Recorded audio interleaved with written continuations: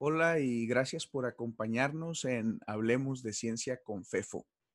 Hoy tenemos una entrevista en la serie Haciendo Ciencia con Gabriela González, investigadora de la Universidad Estatal de Luisiana en Estados Unidos.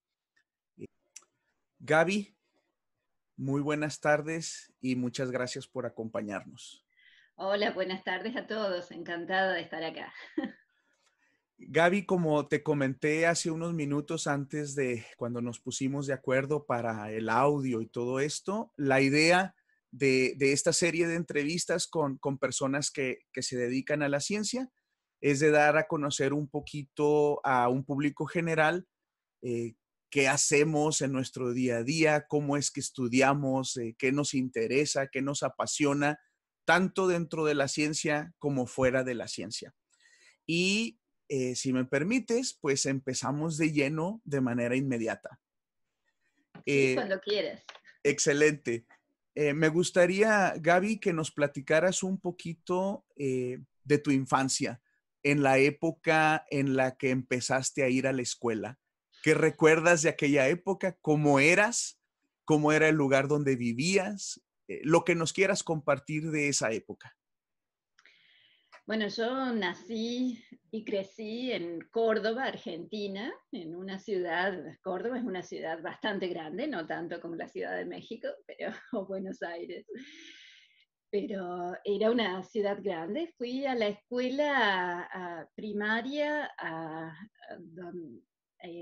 desde que no estaba muy lejos de mi casa, pero me llevaba mi papá o mi mamá todos los días al colegio. Se preocuparon siempre mucho por mi educación. El barrio donde crecí era un barrio humilde, tenía calle de tierra, vivíamos enfrente de una plaza que lo único que tenía eran yuyos. Donde los chicos, sobre todo los varones, jugaban al fútbol y las chicas saltábamos la cuerda. Y en la escuela me iba bien, me gustaba la matemática sobre todo, así que cuando fui a la secundaria, mis padres, que como digo, se preocupaban siempre mucho por mi educación, encontraron una escuela técnica especializada en química, y que estaba en la otra punta de la ciudad, así que me tenía que levantar bastante temprano y mi papá me llevaba todos los días a la Sí, escuela allí. sí. Y en esa escuela me encantó, y desde chica era muy curiosa, pero en esa escuela aprendí física y química y más matemática, y me encantaba encontrar explicaciones, que todo tenía explicación. Y me parecía que la física era lo que explicaba todo. Pensar que todo está hecho de átomos y hasta los planetas están hechos de átomos, y cómo se mueven los planetas y cómo se mueven los átomos lo explica la física. Así que eso es lo que quise hacer, quise estudiar cuando empecé la facultad. Pero bueno, ya ahí ya no era una niña, así que esa fue mi Sí, infancia. eso es, muy bien.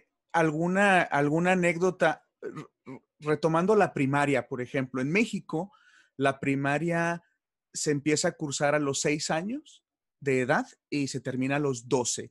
Luego le llamamos secundaria a 3 años después de eso, luego 3 años de preparatoria.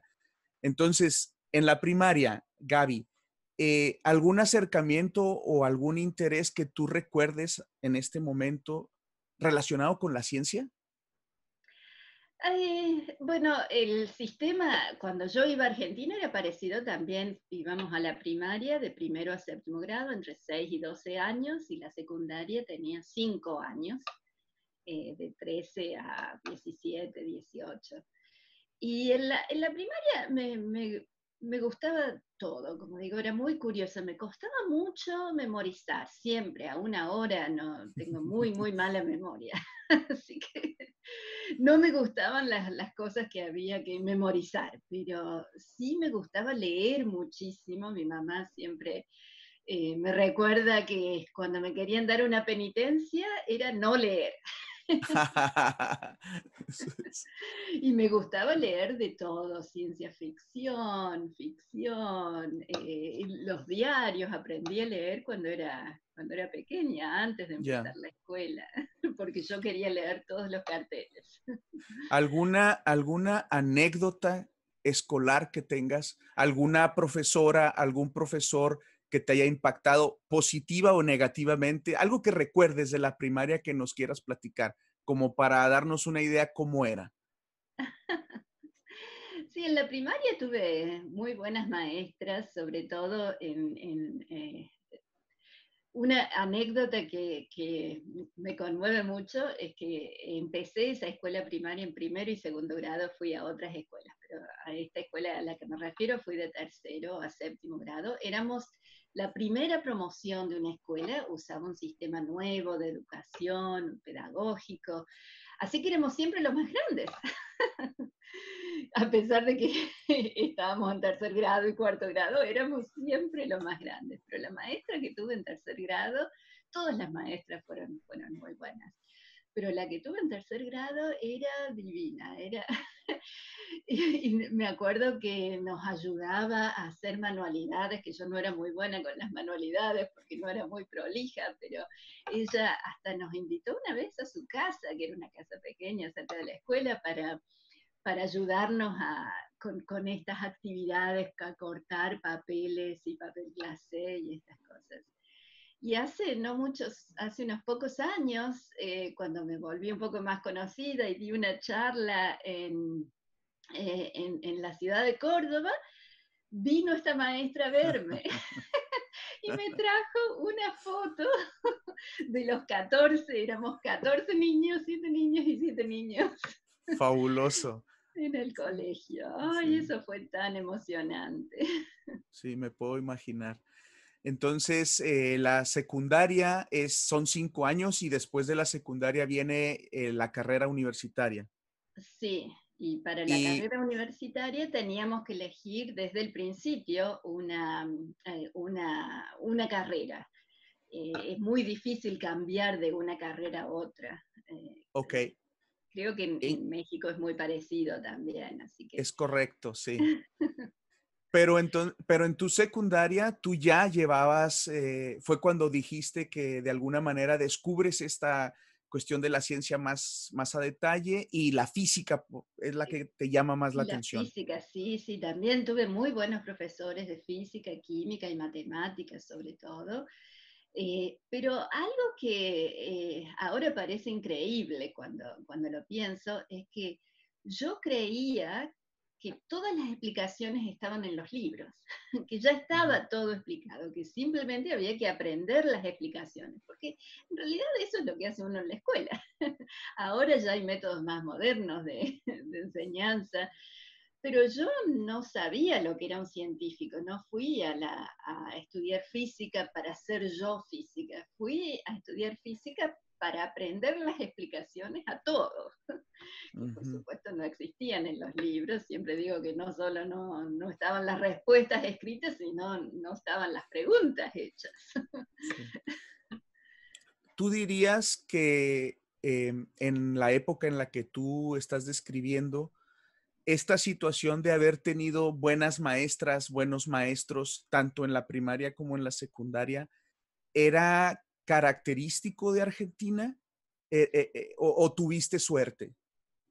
Bueno, en realidad la educación en Argentina en esa época ha perdido un poco de calidad por muchos diversos problemas, pero la educación en Argentina era muy buena. Pero los colegios a los que yo fui eran mejores que el promedio, porque mis padres se ocuparon muchísimo de buscar escuelas.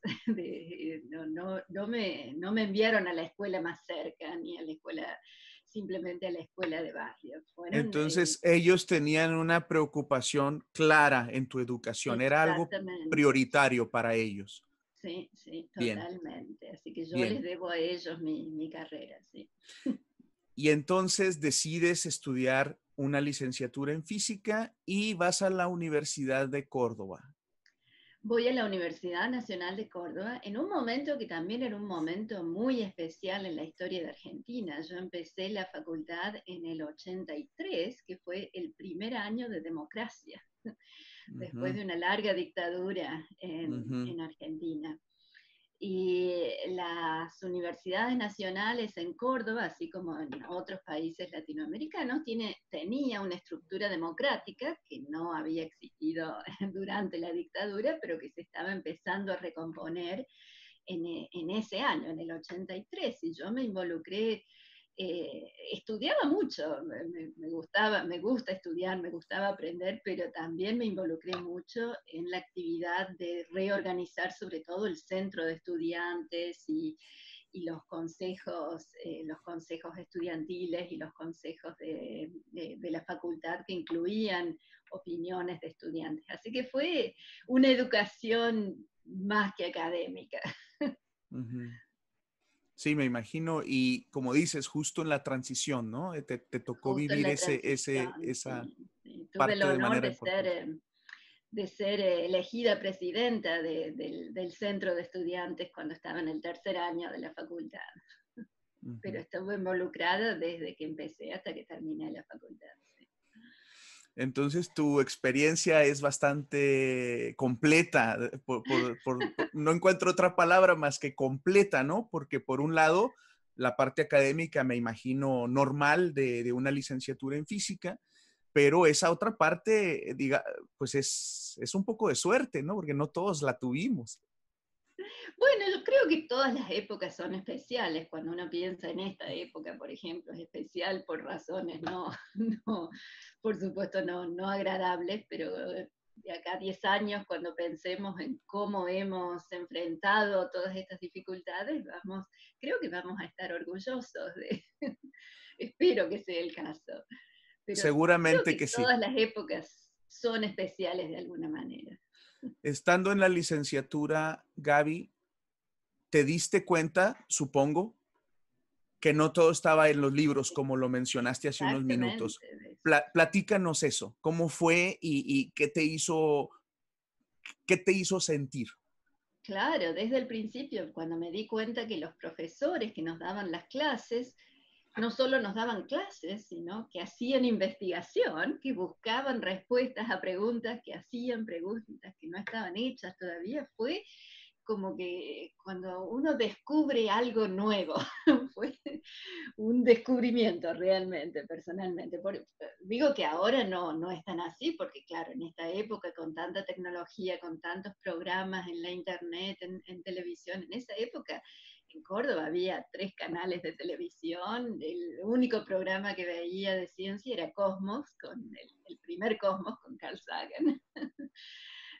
Pero tampoco hablaba de tanto de ser científico. Así que eso lo descubrí en la facultad, pero aún allí no estaba muy ocupada en estudiar. La verdad es que nunca tuve, y esto creo que es una falla, ¿no?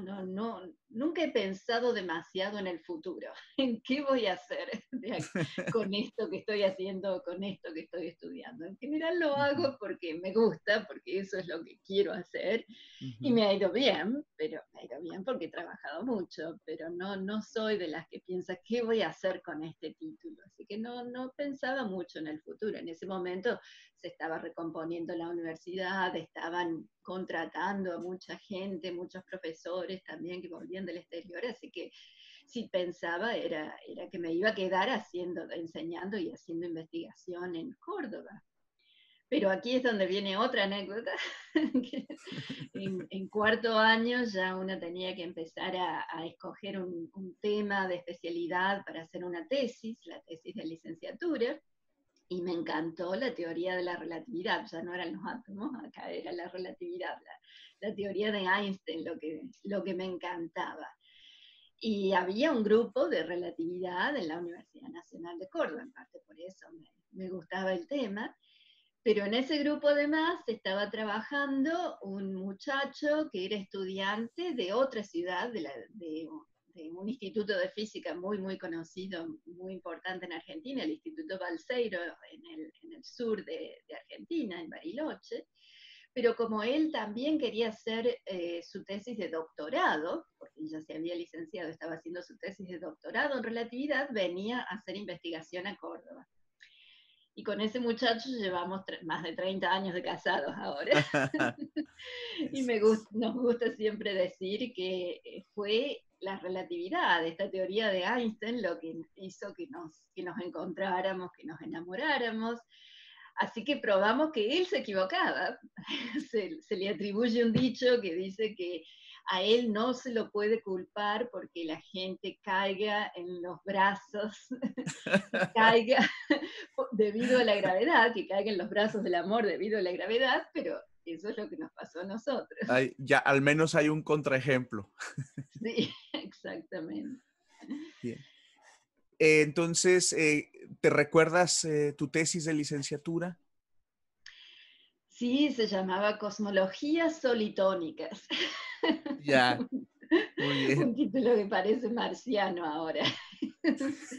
Era resolver ecuaciones de Einstein de forma exacta, eh, eh, con algo que describía unas perturbaciones que viajaban en el tiempo, por eso se llamaban cosmologías, y estas perturbaciones se llamaban solitones. Sí. Creo que no ha sido una investigación que se ha seguido haciendo de esa manera, al menos, pero fue en realidad, como digo, la razón por la que encontré a mi marido. Me encantó esta teoría y mi marido, que había terminado su doctorado, recibió una oferta para hacer una beca de postdoctorado en Estados Unidos. Así que nos vinimos a Estados Unidos. Yo en principio iba a ser por un par de años, yo iba a tomar cursos de doctorado, después íbamos a volver, pero nos quedamos en Estados Unidos, por Ok, muchas razones, pero ok, entonces, empezó. ¿dónde fue que empezaste a tomar tus cursos de doctorado? Fuimos a la ciudad de Siracusa, en el estado de Nueva York, cerca de la zona de lagos, en el norte de Nueva York, en una zona de bosques, aunque la ciudad de Siracusa era una ciudad grande, no tan grande como la de Córdoba, muy, muy lejos del tamaño de Córdoba, pero era un centro urbano con una universidad bastante importante y tenía un grupo de relatividad, un grupo muy, muy importante y reconocido mundialmente. Por eso estábamos los dos muy contentos de estar allí. Pero fue allí donde también encontré a otro profesor que estaba involucrado en este proyecto LIGO que recién estaba empezando, a pesar de que había gente que había estado impulsándolo por 20 años, pero recién se había probado, recién estaba empezando, para construir instrumentos que iban a medir el espacio-tiempo de la teoría de Einstein. Y eso Sí. me encantó, poder medir algo que se había estado calculando por mucho tiempo. Me encantó y cambié totalmente de especialidad, me cambié a física experimental, es muy distinta de todo lo que estaba haciendo. Pero esa fue mi pasión desde entonces. Muy bien. Y entonces terminaste tu doctorado ahí, en Syracuse. Terminé mi doctorado allí en el 95. ¿Tu tesis fue sobre LIGO? Fue en realidad un experimento de laboratorio en donde predecíamos el ruido del movimiento browniano que se iba a observar en este experimento usando las mismas técnicas que usamos para predecir el ruido del movimiento browniano en este instrumento, en este observatorio de ondas gravitacionales. Sí. Entonces era un experimento que ayudaba a diseñar el instrumento, a ser más inmune al ruido. Ok.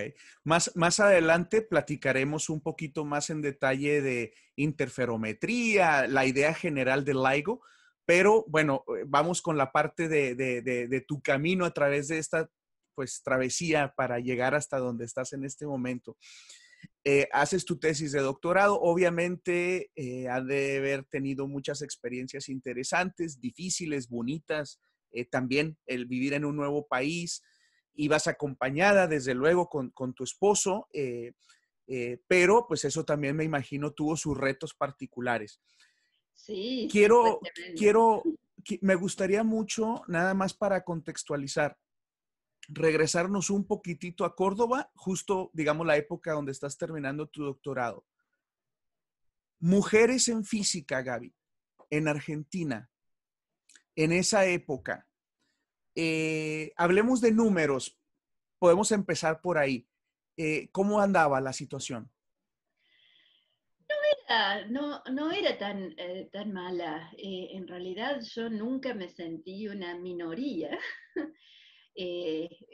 Sobre todo en primer año, cuando tomábamos los cursos, los estudiantes de matemática, astronomía y física, de los estudiantes de las tres carreras, tomábamos los cursos. Y en esos cursos había muchas mujeres. Después, en realidad, cuando nos dividíamos, había menos mujeres estudiando física que astronomía o matemática, pero como yo seguía siempre en el mismo ambiente y el centro de estudiantes éramos todos de las tres carreras, en realidad, la verdad es que me da un poco de vergüenza, pero en lo único que sentía, no yo sentí, yo como digo, no me sentía minoría, pero lo único que me molestaba era que había muy pocas profesoras de física.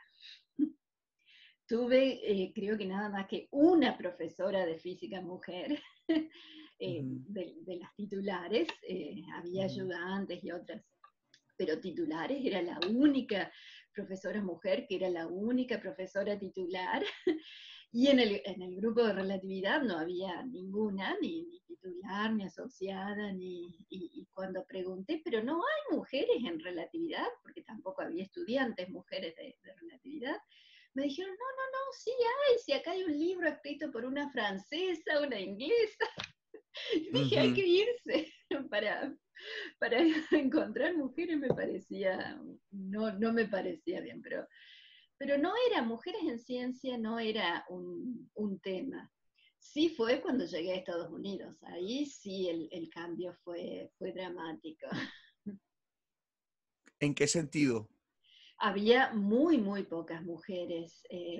Como digo, en Argentina éramos el 50%, más o menos 40-50% contando las tres carreras. Éramos un poco menos, pero éramos 25-30% en física, y ese es el número que hay.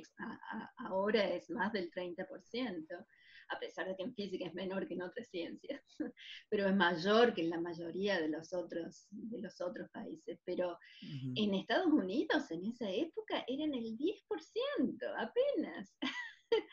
En el curso yo tenía dos amigas, pero además nada más que dos otras colegas en mi año que eran mujeres, por supuesto, éramos muy amigas, pero la diferencia eran notorias. Y ahí sí, el tema de mujeres en física fue algo que me interesó desde entonces. El primer año que hice el doctorado tenía que tomar como estudiante extranjera, tenía que tomar cursos de inglés, y en el curso de escritura en inglés tenía que escribir un ensayo, y escribí ese ensayo sobre mujeres en física.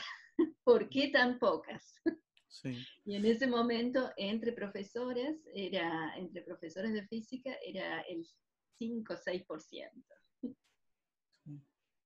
Muy bien, sí, definitivamente que una situación particular. Yo te puedo compartir que al menos acá en México, el porcentaje de estudiantes ha ido incrementando poco a poco, pero seguimos teniendo el problema de lo que mencionas del porcentaje de investigadoras, de profesoras, y también digamos, en posiciones académicas de alto nivel. Todavía el porcentaje todavía es un gran reto para la comunidad científica en México. En Estados Unidos, pues creo que el problema de los estudiantes sigue existiendo y el de los profesores, pues van avanzando, pero creo que también no muy rápido, pues. Es que hasta que no haya más estudiantes en Estados Unidos, el promedio de los estudiantes de física en los 4 años de universidad de mujeres es apenas el 20%, y ha sido 20% por casi 10 años ya, es decir, no Ujú, está creciendo.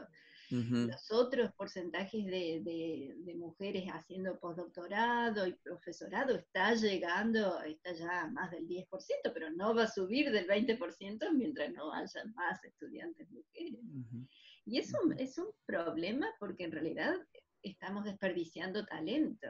Claro, claro. En Argentina, en la actualidad, en términos ya de profesoras, ¿ha mejorado? Sí, sí, ha mejorado,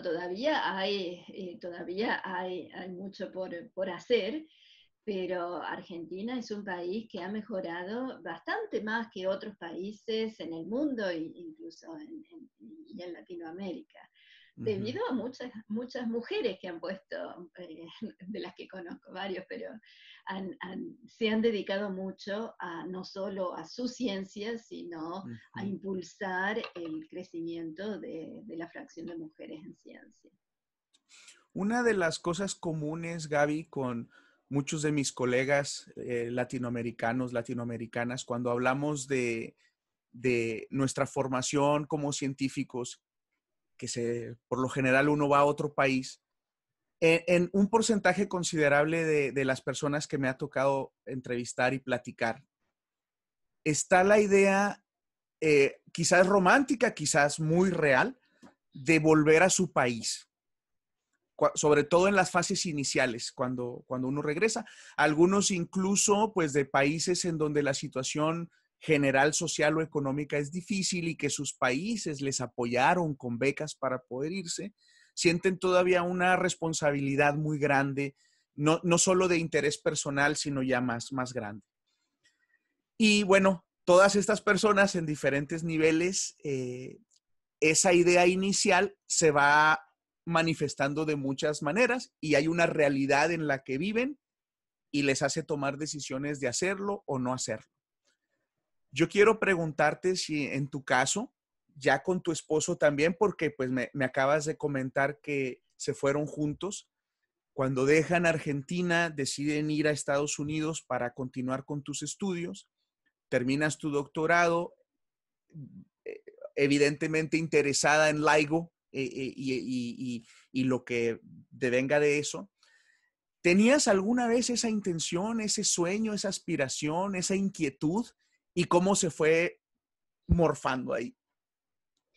Sí, en realidad cuando descubrí esta pasión por LIGO y cuando me doctoré, antes de terminar el doctorado, ya me habían ofrecido una oportunidad de ir a trabajar con el grupo que estaba construyendo LIGO en el Instituto de Massachusetts, en MIT, que es uno de los mejores institutos del mundo, con el grupo estaba dirigido por la persona que ahora es un premio Nobel. En ese momento era una de las dos personas que había estado impulsando este tema desde los 70. Así que a pesar de que siempre extrañé y siempre tuve vínculos sobre todo con mis colegas universitarios en Argentina, eh, no, no tenía oportunidad de seguir este tema. Y mientras más me involucraba en este tema, menos posibilidades tenía de hacer ciencia en Argentina con este tema. Siempre que voy a Argentina, siempre que iba, antes de que el tema se hiciera famoso, daba charlas y coloquios y conferencias acerca de lo que había aprendido. Pero, pero ya había hecho mi carrera, ya había empezado una carrera científica en Estados Unidos que lamentablemente no podía hacer en Argentina, a pesar de que la compartí con gente en Argentina. Claro. Entonces, platícanos de esa carrera postdoctorado.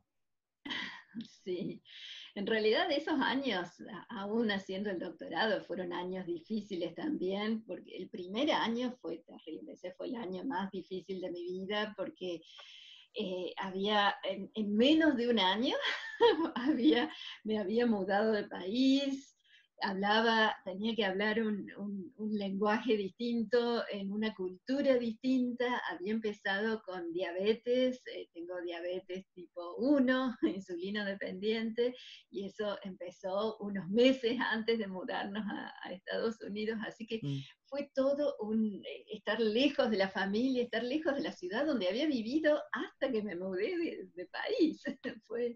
Ese primer año fue un shock tremendo. Pero, pero bueno, como digo, me entusiasmé muchísimo con lo que estaba estudiando, pero mi marido también tenía esta beca era de 2 años, y terminó esa beca y tuvo otra beca de postdoctorado en otra ciudad bastante lejos, en el estado de Utah, en la ciudad de Salt Lake City. Y empezamos a vivir en lugares distintos. Cuando después él lo contrataron como profesor en otra universidad en Pensilvania, yo todavía estaba haciendo mi doctorado. Después de terminar mi doctorado fui a trabajar en MIT. Cuando él estaba en Pensilvania, yo estaba en Syracuse. Eran 5 o 6 horas manejando, así que nos veíamos casi todos los fines de semana, o él venía o yo iba, pero cuando me mudé a Boston, a la zona de Boston, ya era muy lejos.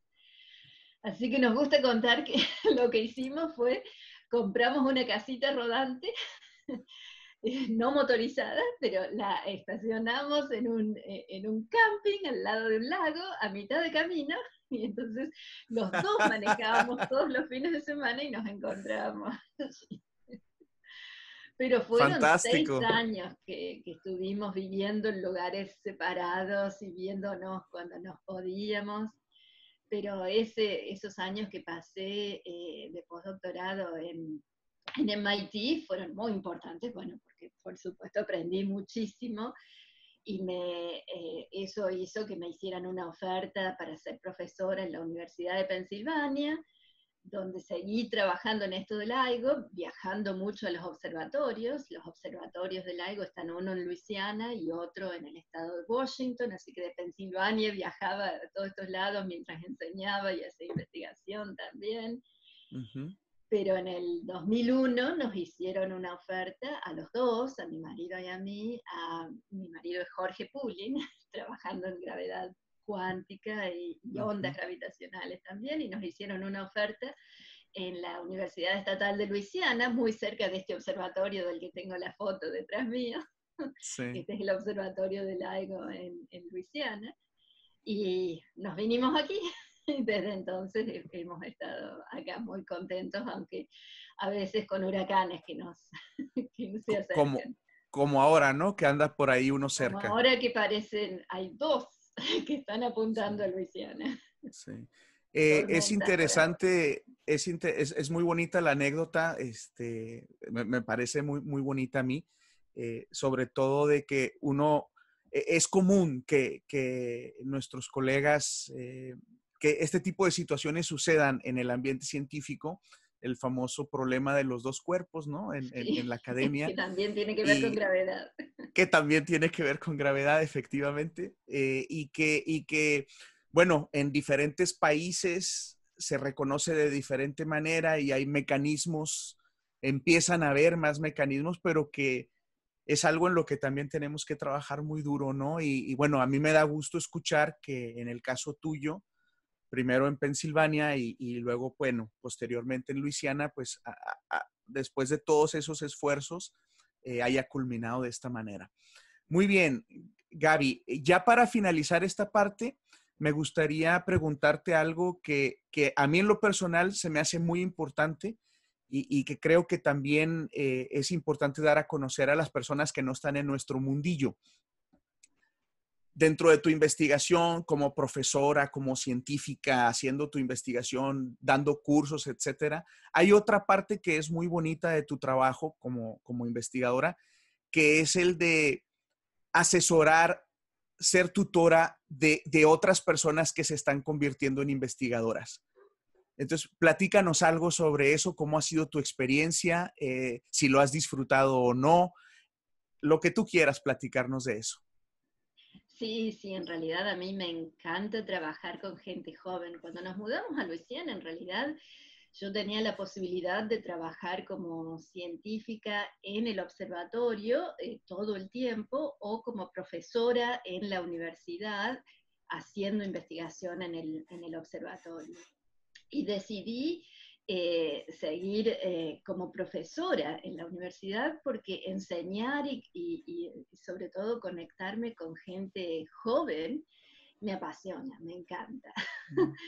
Y en mi grupo hemos atraído estudiantes de doctorado y estudiantes de licenciatura que trabajan en investigación con nosotros, y es realmente algo que me gusta muchísimo. Es muy difícil porque es difícil encontrar temas que se adecúen a los intereses del estudiante, la estudiante, o y que yo pueda ayudar y que haya la oportunidad y que sea el momento correcto y que se hagan publicaciones.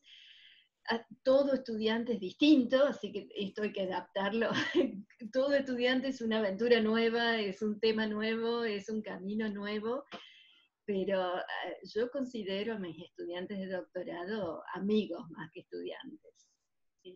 Hemos seguido en contacto con todos los que se han recibido conmigo hasta ahora, y tengo el honor, a pesar de que no he sido, no tengo cuotas estrictas de cuántas mujeres atraer o no, pero en el grupo hemos tenido alrededor de un 50% de mujeres estudiantes y también estudiantes de otras minorías. Excelente. Estudiantes y científicos también postdoctorados. Sí. Muy bien, Gaby. Me gustaría que ahora sí pasáramos a platicar un poquito de LIGO. Entonces, como tú, bueno, has estado involucrada desde los inicios de tu carrera como investigadora independiente en este tema, y hace poco fuiste portavoz de la colaboración. Me gustaría que contextualizaras un poco sobre la parte de la física, de por qué, para empezar, hubo la idea de que alguien quisiera ser LIGO, y luego ya nos platicaras un poquito de la vida de la colaboración y algunas anécdotas. Sí, sí. En realidad, el tema es ondas gravitacionales. Y esto también tiene que ver con la teoría de Einstein. La teoría de la relatividad general de Einstein dice que las masas interactúan con el espacio-tiempo, que suena todo muy misterioso, pero lo que quiere decir es que las masas, como el Sol, por ejemplo, si uno se imagina el Sol en una grilla tridimensional que mide el espacio con relojitos en las esquinas que miden el tiempo, lo que hacen las masas como el Sol es curvar, cambiar las distancias. Las distancias son más cortitas o más largas dependiendo de cuán cerca o cuán lejos estemos de la masa. Y eso en realidad es lo que explica la fuerza de la gravedad, pero no con la fórmula de Newton, sino con esta curvatura de espacio-tiempo. La Tierra gira alrededor del Sol porque ve que el camino más fácil es este camino curvo producido por la curvatura del espacio-tiempo. Pero eso es lo que, así que explica esta teoría de la relatividad, lo mismo que explicaba Newton, por qué la Luna gira alrededor de la Tierra, por qué la Tierra gira alrededor del Sol.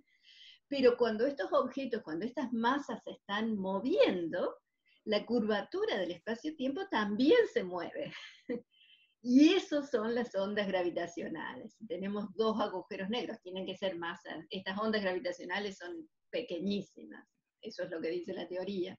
Y es lo que hemos probado cierto. Pero si tenemos dos masas, aun si son grandes como agujeros negros, moviéndose casi a la velocidad de la luz, producen estas ondas gravitacionales que se llevan energía del sistema y hace que los agujeros negros se acerquen cada vez más y terminen abrazándose. A mí me gusta pensar que están bailando el tango y terminan en un abrazo.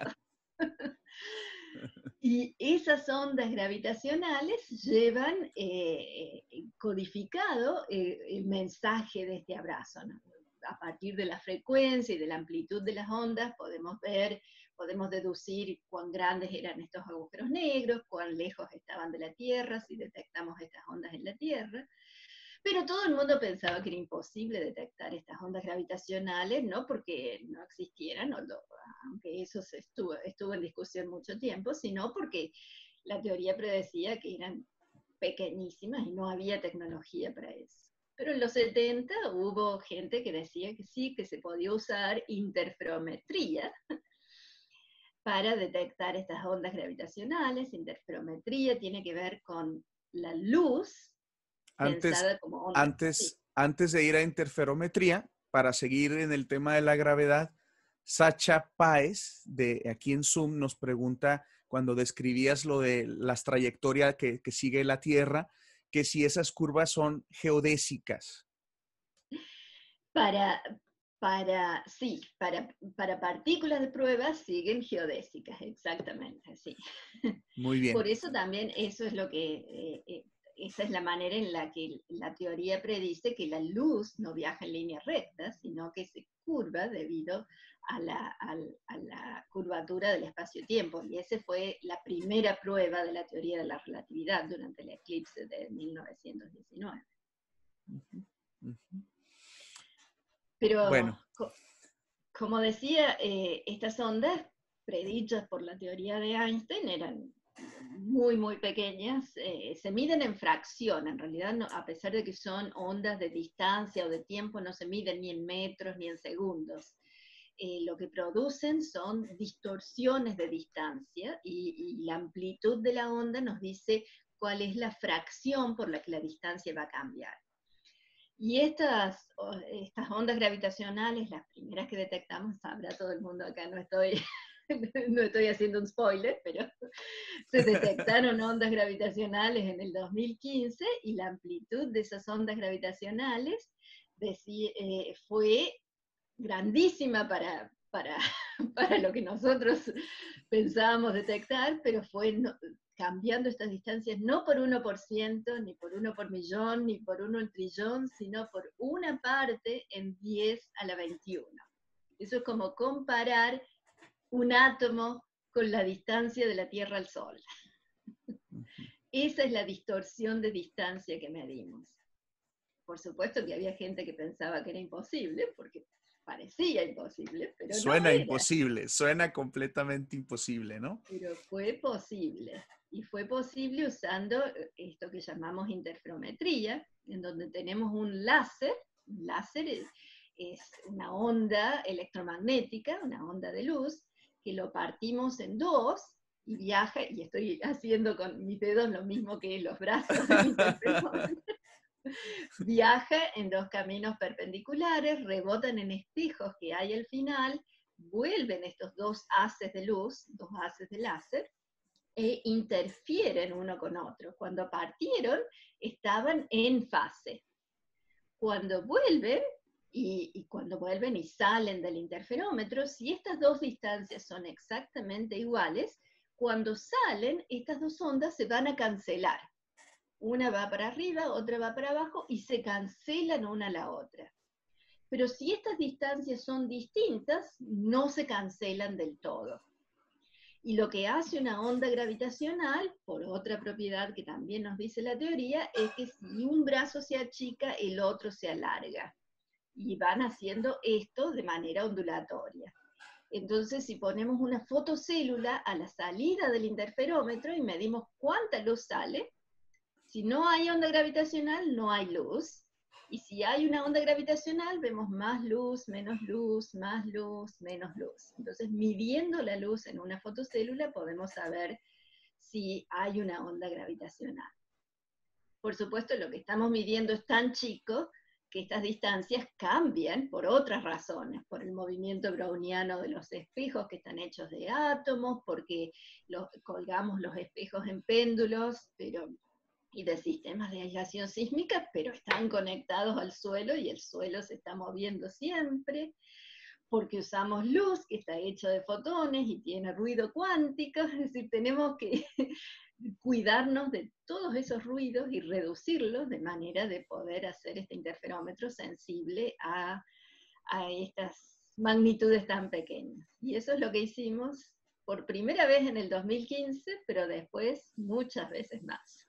Antes de continuar con eso, Gaby, recuérdanos, porque suena padre, ¿no? De que midieron todo eso en el 2015 y han medido más, pero empezaron desde los 80s.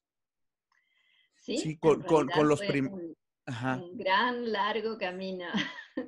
Como te digo, estos dos científicos en Caltech y MIT, Ray Wise en MIT, con el que trabajé yo, y Kip Thorne en Caltech, los dos premios Nobel ahora, ellos en los 70 pensaron en usar interferometría para esto. Ray Wise es un físico experimental, Kip Thorne es un físico teórico que trabajó mucho en agujeros negros y en la teoría de la relatividad. Y ellos dos pensaban que sí se podían detectar ondas gravitacionales, estudiaron diseños posibles, convencieron a las agencias científicas, a la Agencia Científica de Estados Unidos en los 90 de construir estos dos observatorios.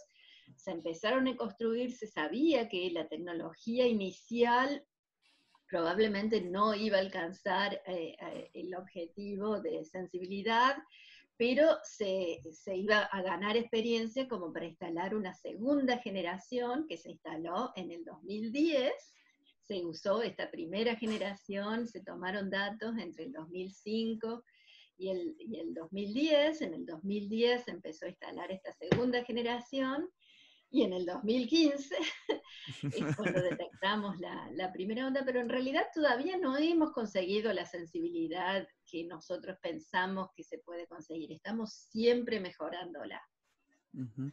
Algo que quiero rescatar de esta conversación que nos das para nuestro público es de que dijiste algo que a mí, bueno, que creo que es muy importante, sobre todo en esto de ciencia básica. Tú dijiste, estas dos personas, junto con otras, desde luego, promovieron esto porque estaban convencidas de que era posible.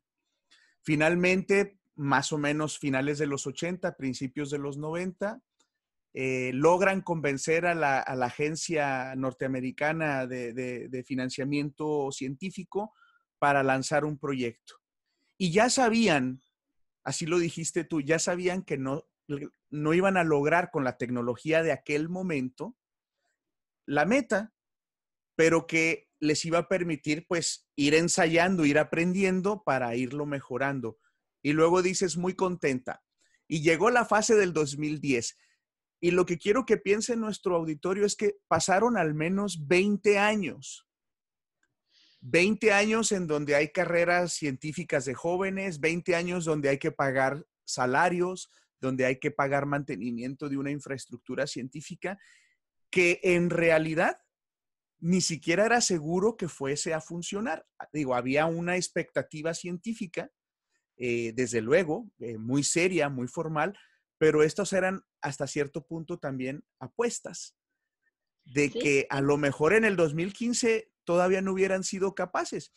Gaby nos acaba de decir que en este momento todavía no llegan a la sensibilidad que ellos consideran que pueden llegar, pero afortunadamente vieron ondas más grandotas, por eso dijiste grandotas, Sí. en realidad son muy pequeñas, pero eso es maravilloso, ¿no? Sí, y lo que es importante que no he dicho hasta ahora, he nombrado a dos personas, estás hablando conmigo, pero ha sido el trabajo de cientos y cientos de personas durante todos estos años. Esto no es un experimento que lo hacen dos genios como Ray Wise y MIT, lo hacen muchos científicos, la gran mayoría de los cuales, el 99,9%, no somos genios, somos trabajadores. Y no es que hayamos pasado todo el tiempo en esta carrera. Además hemos estado haciendo distintas cosas. Estas cientos de personas algunos desarrollan la tecnología, otros son ingenieros que diseñan cómo implementar esa tecnología, otros son físicos que analizan el ruido para ver cómo se disminuye el ruido, otros son gente especializada en algoritmos de computación para buscar estas ondas gravitacionales. Es decir, es todo tipo de gente, todo tipo de de edades también. Hay muchos estudiantes de licenciatura, estudiantes de doctorado, y estos estudiantes hacen sus tesis no descubriendo ondas gravitacionales, eso ha pasado, pero solamente en los últimos años, sino poniendo un ladrillo en este edificio. Un edificio se hace de ladrillos, de muchos ladrillos, y todos los ladrillos son importantes. Y eso es lo que nos gusta, que trabajamos en una gran colaboración. Esta fue la colaboración que lideré yo entre el 2011 y el 2017, así que tuve suerte de estar allí en la primera detección, pero tampoco era seguro. Trabajábamos todos sin que eso fuera ninguna garantía, ni era eso lo único que esperábamos. En un proyecto como ese, Gaby, debe de haber, sobre todo antes del descubrimiento, muchos retos y muchas anécdotas de júbilo porque se logra avanzar un poquito, pero también anécdotas de preocupación. Debe ser algo así como muy intenso para quien está trabajando en eso. Desde luego que el resultado del 2015, cuando ustedes, quienes estaban ahí, se dieron cuenta, empezó a hablarse dentro de la colaboración, debió de haber sido una época maravillosa a nivel personal para toda, pues, toda la comunidad de LIGO, que luego nos la transmitieron a la comunidad científica y luego a todo mundo y todos lo disfrutamos. Me gustaría que trataras de recordar un par de anécdotas, una buena y una no tan buena, que no sea la del descubrimiento, que nos pudieras compartir. Ay, hay tantas anécdotas. Una de las cosas que más, bueno, no sé si más nos preocupó, pero una cosa que nos preocupó muchísimo fue en una época temprana, cuando se estaban instalando, digo que tenemos estos espejos que están colgados de péndulos dentro de cámaras de vacío, y hubo un terremoto y tenemos mucho cuidado, hay muchas maneras de prevenir daños para que estos espejos no se muevan demasiado, aún si hay un terremoto hay maneras de protegerlos, pero esto fue un terremoto en el estado de Washington, pero relativamente cerca, pero no en el sitio del observatorio. Pero sin embargo, los espejos no se rompieron, pero quedaron descontrolados, quedaron oscilando. Y el láser estaba todavía prendido, y el láser de ir y volver terminó cortando una de las fibras de metal de los que se colgaban los péndulos. Un péndulo que no era el más importante. Pero el darnos cuenta de cuán frágil era todo esto, de cuánto cuidado teníamos que tener en que todo estuviera muy controlado, fue algo, a mí me impresionó muchísimo, pero no fui la única, fuimos muchos, que yo era, en esa época, estaba en Pensilvania, pero eso fue algo que realmente nos preocupó mucho. Me puedo imaginar, sí, cómo no. Y, una de las mayores alegrías que he tenido, que creo que ha tenido mucha gente en LIGO, es yo describí que eran dos haces de láser que van y vuelven rebotando en espejos. En realidad eso es una simplificación muy agresiva. El sistema es muy complejo. Tenemos muchos haces de láseres que van y vuelven entre distintos espejos y tenemos que controlar todos estos espejos. Por eso decía que esta falta de control después de ese terremoto nos asustó tanto. Y tiene que estar funcionando todo bien al mismo tiempo para poder tener esta señal en esta fotocélula que podemos analizar y buscar ondas gravitacionales. Y nos llevó años poder controlar el instrumento hasta poder medir una señal, aun cuando la señal fuera ruido. Y esto pasó primero en el observatorio de Washington, después en el de Luisiana, había dos interferómetros en Washington, ahora hay uno. Pero cada vez que pasó esto, primero con la tecnología inicial, luego con la tecnología avanzada, estar en la sala de controles y ver que por fin teníamos una señal, no señal de onda gravitatoria o señal de ruido, pero teníamos una señal que podíamos medir, era impresionante. Tengo una foto que muestro muchas veces en charlas en gente más joven, ya no estoy yo, hay gente joven festejando hacer andar el interferómetro. Sí. Definitivamente una cuestión de perseverancia impresionante. Yo te puedo compartir que recuerdo cuando yo estaba estudiando mi licenciatura, ir a estas charlas generales del American Physical Society, etcétera, y siempre había charlas del LIGO. Y la charla siempre era justo como lo dijiste tú ahora, ¿no? O sea, años para poder ver el ruido. Y yo recuerdo que la comunidad ajena al LIGO se dividía en 50% que decía, nunca van a lograr nada, y el otro 50% que decía, pues a lo mejor no, pero está muy interesante.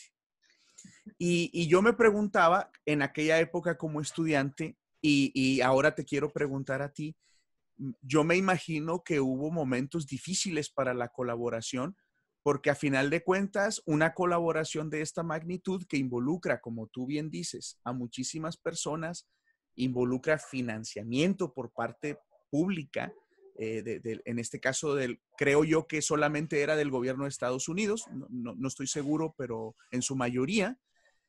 Yo me imagino que hubo momentos difíciles para la colaboración en ese aspecto. Sí, siempre ha sido una empresa bastante, un desafío. En realidad la colaboración de LIGO es una colaboración internacional. La tecnología que se usa en LIGO ha sido tecnología que se ha desarrollado en muchos países, no solo en Estados Unidos. En Estados Unidos, los grupos que hacemos investigación en LIGO y los observatorios son todos financiados por la Agencia Nacional de Ciencia, que es una agencia federal que usa dinero de impuestos que pagan los ciudadanos que pagan ciudadanos y no ciudadanos para, entre otras cosas, hacer ciencia. Así que en realidad somos tratamos de tomar eso con mucha responsabilidad, y es una de las razones por la cual a mí me parece que la divulgación de la ciencia es muy importante para que la gente sepa qué se hace con el dinero. Por supuesto. Pero en realidad es una colaboración internacional en donde hay gente, en este momento hay más de 20 países involucrados. Por supuesto, la financiación en cada país es distinta. La mayoría es financiación de los gobiernos nacionales de esos países, pero también hay financiación privada, hay distintos casos. ¿De América Latina, Gaby, hay colaboradores oficiales? Tenemos colaboradores en Brasil, sí. Y tuvimos en Argentina por un tiempo un grupo de computación en la Universidad de Córdoba también, pero después se disolvió por distintas razones. Bueno, no el grupo, pero la colaboración con LIGO. Pero hay dos grupos en Brasil haciendo análisis de datos uno y física experimental, desarrollo de tecnología y otro. Hay un comentario en el chat de Zoom de Alfredo Sánchez Alejandre que hablaba sobre cuando mencionaste lo del terremoto. Y bueno, obviamente en esta conversación no explicaste a fondo a qué te refieres con lo del péndulo y el espejo, que es algo complejísimo. De hecho, es una parte que a mí se me hace extraordinaria de esa colaboración. Y Alfredo nos dice, pensando él en el sismo, desde luego, dice, en Japón existen dispositivos activos de protección sísmica que aíslan a las estructuras del suelo. Tal vez convendría que consultaran al respecto, y en Alemania ya están los primeros prototipos de aislamiento sísmico mediante levitación magnética. Sí, en realidad las protecciones que tienen los espejos en contra de sismos han sido siempre muy efectivas.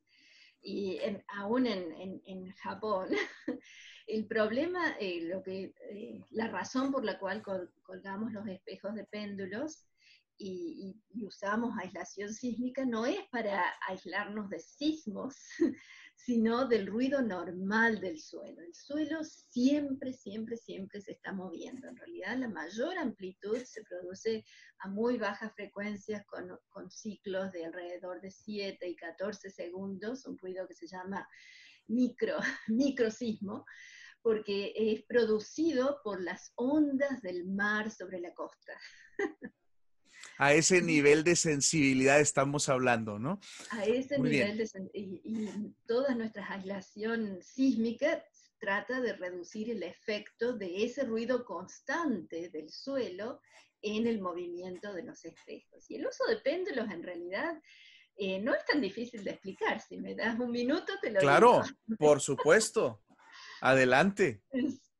Las ondas, cuando construimos estos observatorios, sabemos que no vamos a poder detectar ondas de cualquier frecuencia. Hay una banda de frecuencia a la que somos sensibles y esas bandas de frecuencia son de alrededor de 100 ciclos por segundo, de 100 hercios.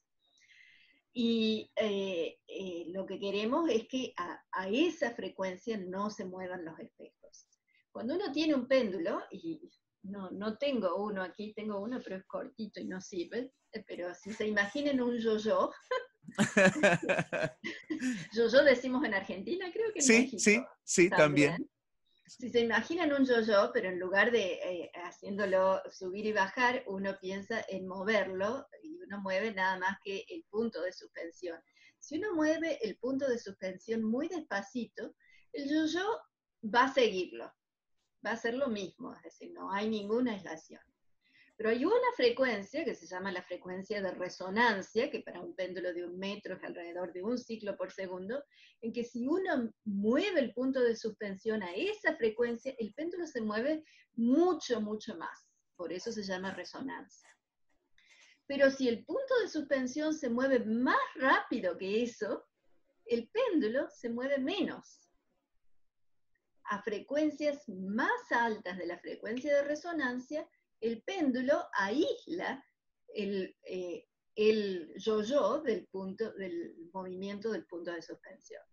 Entonces nosotros tenemos estos péndulos que tienen frecuencias de resonancia de 1 ciclo por segundo o menor, y eso hace de aislación del ruido a los 100 ciclos por segundo, a los 100 hercios en los que detectamos ondas gravitacionales.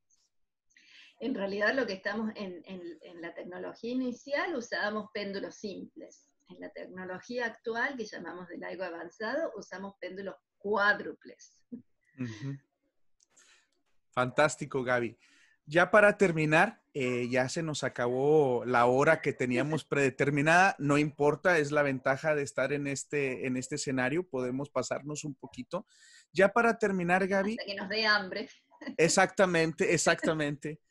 Dos cosas que me gustaría que comentaras. La primera, un poquito del futuro, digamos, inmediato de LIGO, y que invites a estudiantes en general, pero mexicanos en particular, a que vayan a trabajar con ustedes. ¿Qué tienen que hacer? ¿Cuál es el futuro para ellos? Bueno, en realidad, como digo, este es un proyecto internacional y este proyecto LIGO opera estos 2 detectores en Estados Unidos, pero estamos trabajando con otra colaboración europea que tiene otro detector en Italia, así que tenemos 3 y hemos hecho detecciones con estos 3 detectores para poder triangular la fuente, para poder decir de dónde viene, porque con 2 detectores no podemos. Así que parte del futuro es esta red mundial de detectores, no solo en Estados Unidos, pero este proyecto europeo. Hay otro detector en Japón, que está dentro de una montaña, está subterráneo, y íbamos a empezar a tomar datos en marzo, pero bueno, el COVID no nos dejó con ellos, pero están trabajando en hacer ese detector más sensible, se está construyendo otro en India, así que esto va a ser una red mundial de detectores. Estamos también, como te decía, estamos trabajando en mejorar la sensibilidad de todos estos detectores, pero ya también tenemos sueños, que por ahora son sueños, pero tenemos conceptos para detectores de tercera generación, que sería no mejor tecnología en estos observatorios, sino nuevos observatorios. Y eso también debería ser, porque estos proyectos son tan caros, colaboraciones internacionales en las que yo esperaría que Latinoamérica se integre, porque como digo, van a ser colaboraciones de muchos países para poder conseguir la gente y el dinero y la experiencia que hace falta. Hay también otras maneras de detectar ondas gravitacionales de otras frecuencias y bueno, no tenemos tiempo de hablar de esas, pero a lo mejor puedas tener otros invitados que hablen. Hay un proyecto espacial que lo está liderando la Agencia Espacial Europea, que se llama LISA, y que se va a lanzar al espacio en el 2034, como para de nuevo, para Hay gente que que tiene apuntarlo en la paciencia. agenda, hay que ponerlo en la agenda, sí. Cada vez se acerca más, sí. Y Ujú. hay también otros observatorios que miden señales de radio, de púlsares en nuestra galaxia, y se pueden usar esas señales de radio como si fueran los láseres de un interferómetro galáctico. Y eso también se está haciendo, y yo es mi apuesta que antes de que vuele este detector espacial LISA, este proyecto va a detectar ondas gravitacionales. Esto sería de colisiones de agujeros negros supermasivos, los agujeros negros en los centros de galaxias. Así que el futuro es infinito.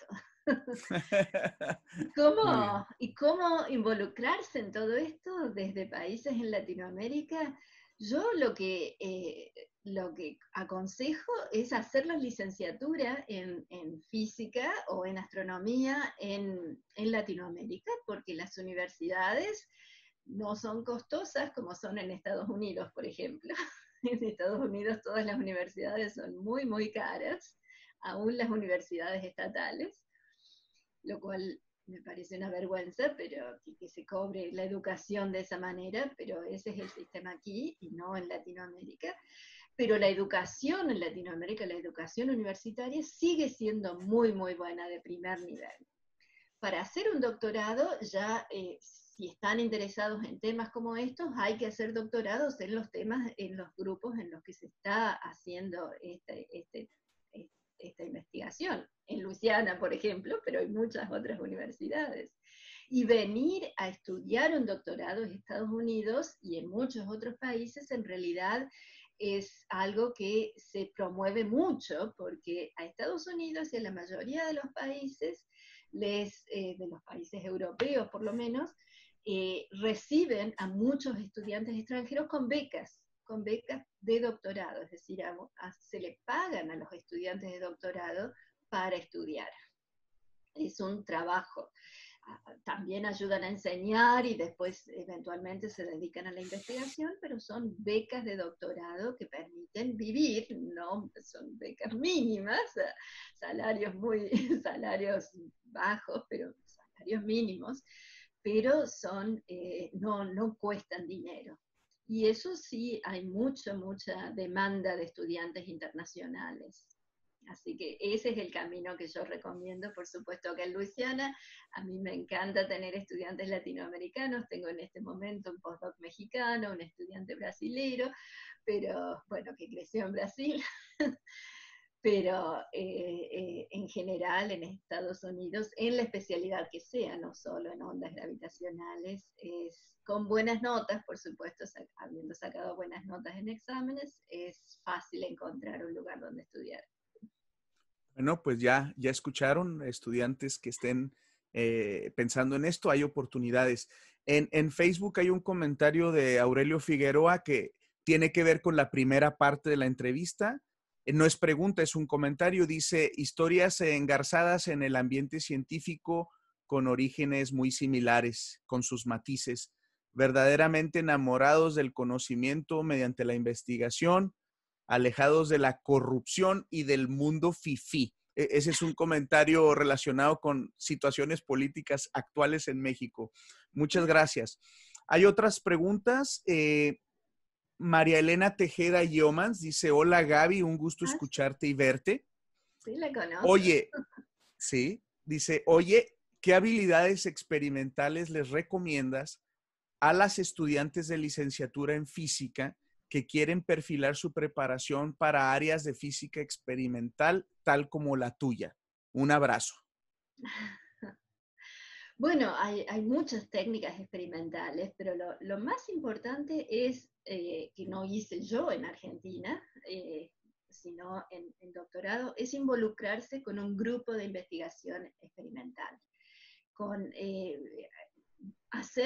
encontrar las preguntas y poder responder esas preguntas construyendo instrumentos o usando instrumentos o diseñando instrumentos y analizando datos.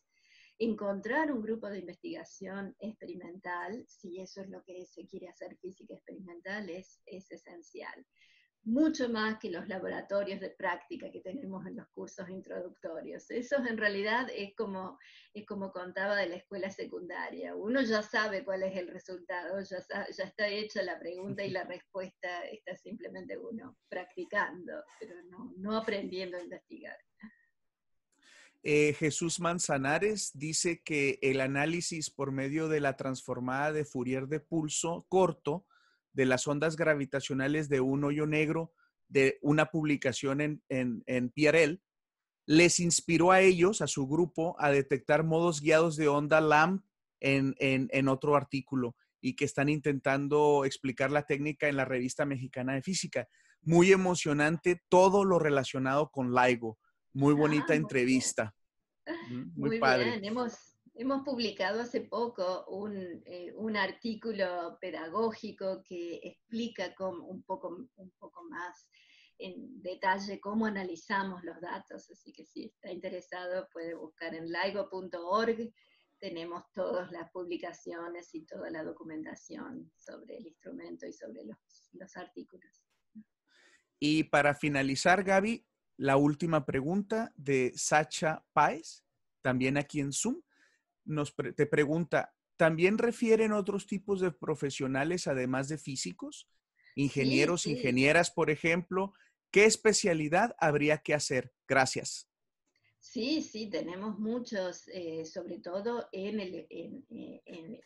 contratados en los observatorios. Hay ingenieros y hay ingenieros eléctricos, ópticos, mecánicos, de todo, porque realmente tenemos de todo, ¿no? Tenemos estos ingenieros de vacío, de sistemas de vacío, ingenieros de construcciones, tenemos muchos ingenieros y muchos técnicos también, no somos todos científicos, sobre todo, como digo, en los observatorios, muchos técnicos que trabajan en operar el instrumento día y noche cuando estamos tomando datos. Ahora no estamos tomando datos, bueno, por el COVID en realidad estamos haciendo bastante poco, pero hay épocas en las que tomamos datos y épocas en las que trabajamos mejorando la sensibilidad del instrumento. Y esto se hace con científicos, ingenieros y técnicos, todos juntos. Muy bien, pues con eso vamos a terminar. Quiero agradecer por las preguntas y comentarios. Y Gaby, pues agradecerte de nuevo la oportunidad que nos das de conocerte un poco mejor, de compartir tus experiencias de tu vida científica, un poquito también de tu vida personal, hablarnos del LIGO y pues esperando que ya que pasen estas realidades asociadas a la pandemia, pues tenerte en vivo y en directo en Colima muy pronto. Gaby, muchísimas gracias. No, muchas gracias a vos por la oportunidad que me das a mí y por organizar estas entrevistas que me parecen maravillosas. Muy bien, tengan todos un excelente sábado y nos vemos la próxima. Hasta luego. Hasta luego todos.